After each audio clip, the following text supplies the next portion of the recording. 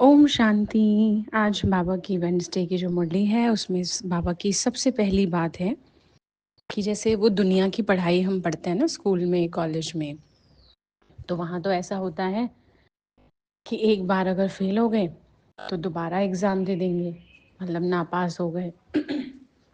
लेकिन ये जो स्पिरिचुअल स्टडी है, जो आध्यात्मिक पढ़ाई है या गॉडली नॉलेज है, इसमें अगर एक बार फेल हो गए तो दोबारा नहीं पढ़ा जा सकता। यहाँ तक कि बाबा ने आज ये लाइन भी बोली है, फिर पश्चाताप ना करना पड़े अंत समय में, इसलिए बाबा राय देते हैं अच्छी रीति पढ़ लो। अब पढ़ लो मतलब डेली भगवान जो डायरेक्शन दे रहा है उसको सुनकर अगर हम मान कर चलते हैं डेली, तो डेली गलतियां कम होंगी और कार्मिक अकाउंट नहीं बनेगा। इसलिए बाबा की एक बात ये है।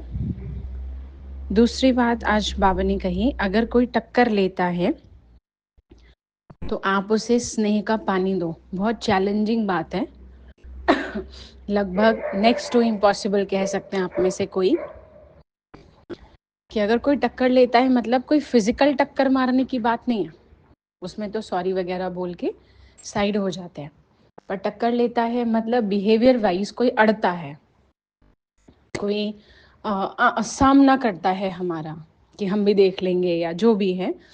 तो बाबा ने कहा अगर कोई टक्कर देता है तो आप उसे स्नेह का पानी दो, यानी अपना स्नेह उसके लिए दिखाओ। ऐसा नहीं है कि ज़बरदस्ती उस आत्मा को पकड़ के हम प्यार दुलार कर रहे हैं, वो बात नहीं है, पर शब्दों और वाइब्रेशंस में स्नेह का पानी दो।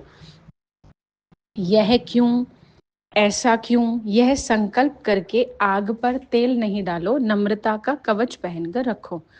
अब कई बार ऐसा होता है कि हम सोचते हैं इन्होंने ऐसा कैसे बोल दिया मुझे, या ऐसे कैसे नहीं मानेंगे ये मेरी बात, ऐसे कैसे नहीं करेंगे जो मैंने कहा है।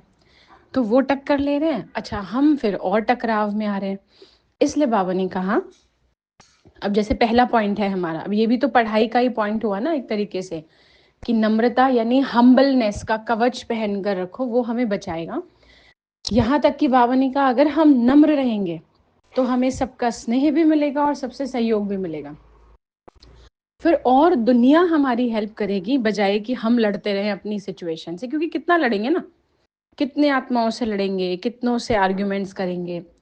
तो एक तो पढ़ाई, ये पढ़ाई बहुत इम्पॉर्टेंट है